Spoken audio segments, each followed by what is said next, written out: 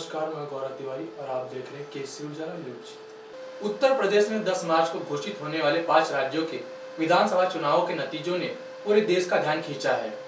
नतीजे आने के बाद साफ हो जाएगा कि उत्तर प्रदेश में भारतीय जनता पार्टी को बहुमत मिलेगा या समाजवादी पार्टी सत्ता में आएगी। नागपुर में बुधवार को अंतर्राष्ट्रीय हिंदू परिषद के नेता प्रवीण तोगड़िया से सवाल किया गया कि उत्तर प्रदेश में बीजेपी की सत्ता आएगी या किसी और पार्टी की, तो उन्होंने जवाब देते हुए कहा कि उत्तर प्रदेश में चुनाव बीजेपी को हार का सामना करना पड़ेगा। उन्होंने बीजेपी को चेताया कि उत्तर प्रदेश में जीत आसान नहीं है। साथ ही इस चुनाव में भाजपा की हार के कारणों के बारे में बात करते हुए कहा कि किसान आंदोलन में 700 किसानों की मौत हुई है। किसान को मुआवजा या न्यूनतम समर्थन मूल्य का कानून बनाकर नहीं दिया गया, इसलिए राह कठिन है। साथ ही उन्होंने यूक्रेन में फंसे भारतीय छात्रों पर बात करते हुए कहा कि बचाव अभियान में भारत ने देरी के कारण एक छात्र की जान चली गई। बस इसी मार्च में उत्तर प्रदेश की जनता जजमेंट दे देगी, परंतु राह कठिन है क्योंकि किसान नाराज है और आंदोलन में 700 किसानों की मौत हुई है। अभी तक मरने वाले किसान को मुआवजा या समर्थन मूल्य का कानून नहीं बना है, इसलिए राह कठिन है। कल यूक्रेन में भारत का एक छात्र की मौत हो गई। यह बहुत दुखद घटना है। हमने अपने बेटे को डॉक्टर बनाने भेजा था, वह डॉक्टर नहीं मरकर आ रहा है। 15 फरवरी को युद्ध हो जाएगा वह निर्णय हो गया था और तब भी विदेश मंत्रालय ने एडवाइजरी जारी की थी। तभी यूक्रेन के सभी छात्र 18,000 छात्र है, 2,000 अन्य, उनको भारत में लाना चाहिए था। खाड़ी युद्ध के दौरान भी लाए थे। भारत सरकार ने देरी की है और उनकी कीमत एक बहुमूल्य जान और आगे क्या होगा पता नहीं है। और यह हो रहा है, उनके लिए सबको चिंतित होने की ज़रूरत है। देश की इस समय सरकारी मेडिकल कॉलेज में 45,000 सीट है और भारत के 70,000 से ज़्यादा छात्र विदेश में पढ़ रहे हैं। विदेश में पढ़ने जाने का ये MBBS का शौक़ नहीं। डॉक्टर प्रवीण तोगड़िया भी 45 साल पहले भारत में MBBS बना था। हमको इंग्लैंड अमेरिका पढ़ने तब नहीं गए थे, तो शौक़ नहीं है। इसलिए जा रहे हैं कि 1975 में 45 साल पहले मेरी फीस हर महीने की 25 रुपया, वर्ष की 300, 5 साल की 1500, तो 1500 रुपया फीस है। डॉक्टर प्रवीण तोगड़िया MBBS बना।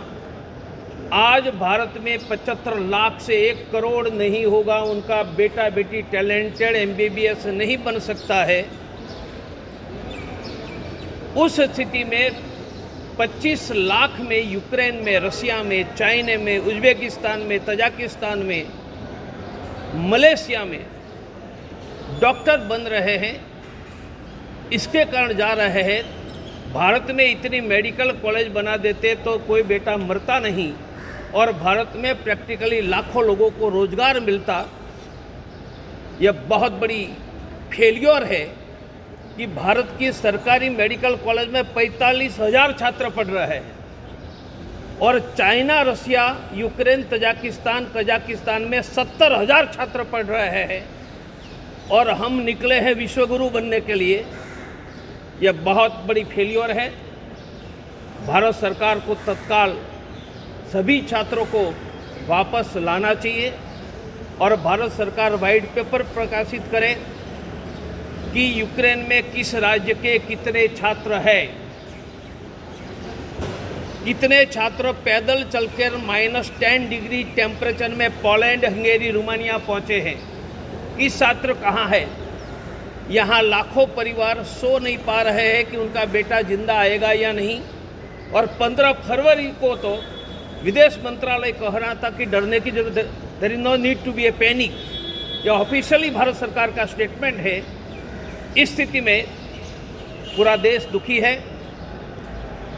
बचे हुए छात्रों को वापस ले आओ, जरूर पड़े तो पोलैंड, रोमानिया, हंगेरी में से बस भेजो। हम 1000 बस हायर करके छात्रों को ला सकते हैं वहाँ से, और हायर करके बसों में आ सकते हैं, और फिर पोलैंड, हंगेरी, रोमानिया से एयर लिफ्ट कर सकते हैं। पर अभी तक यह नहीं हुआ। सर, इसका ये यूपी चुनाव महत्व का नहीं है, महत्व किसी का बेटा जिंदा रहे यह है। यूपी चुनाव जाए खाड़े में, किसी का बेटा न मरे, वह महत्व का है। भारत अपने हितों को ध्यान में रखकर निर्णय करता है, और तटस्थ होने का यह निर्णय मेरी दृष्टि से उचित निर्णय है। रसिया के साथ भी हमारी आर्थिक और अमेरिका के साथ भी आर्थिक और डिफेंस दोनों टाई बनी हुई है। इस स्थिति में तटस्थ रहने का निर्णय ठीक है, ऐसा मेरा मानना है। मैंने कहा कि हॉलैंड, रोमानिया, हंगेरी से बसेस लेकर मिनिस्टर जाए यूक्रेन में, बच्चे को बिठाकर लेकर आए, और था -10 डिग्री में लड़कियां चल रही है। हमें शर्म नहीं आ रही है? कहाँ चलेंगे? और ऐसी स्थिति में कनाडा में 4 गुजरात के लोग ठंड के कारण मारे गए हैं।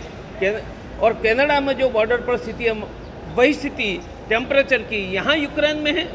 बसेस भेजो, उनको यूक्रेन में जाकर ले आओ, और हमारी बसेस पर ऐसा झंडा लगाओ ताकि उस पर बॉम्बार्डिंग रसिया न करे। रसिया से भी हमारे अच्छे संबंध है, और यहाँ से एयरलिफ्ट करो। पर यह काम 15 फरवरी को हुआ होता तो यह लाखों परिवार की नींद खराब नहीं हो जाती। विलम्ब हुआ ही है। मेरे भाई जो हमारे कार्यकर्ता भगवा दुपट्टा लगा रहा है, भगवी टोपी लेकर, हम भगवे के समर्थक हैं, इसलिए इसमें प्रश्न नहीं है। लेकिन हमको हरे के समर्थक नहीं है। जो किसान आंदोलन पहले से समेट लेते, पहले से कानून वापस लेते, 700 किसानों को मरने नहीं देते, तो राह आसान था। और आज तक 700, हम 20,000 करोड़ रुपया अफगानिस्तान को दे सकते हैं। हम मरने वाले किसान के परिवार को 1 करोड़ रुपया नहीं दे रहे हैं। हमें प्यार भारत के किसानों से है, अफगानिस्तान से है। फिर लोग नाराज होंगे ही नहीं। यह सभी नाराज होने वाले किसानों ने पिछले चुनाव में भारतीय जनता पार्टी को 100% वोट दिया था। मेरा भी गांवों तक संपर्क है। आज वो नाराज क्यों है? आपका वोटर नाराज है, क्योंकि 700 लोग हमने दिल्ली की सीमा पर मरने दिए। 5 किलोमीटर दूर थे, जाकर उसको मिल लेते, गले लगा लेते। क्यों नहीं किया? आज के लिए बस इतना ही। देखते रहिए केसरी उजाला न्यूज।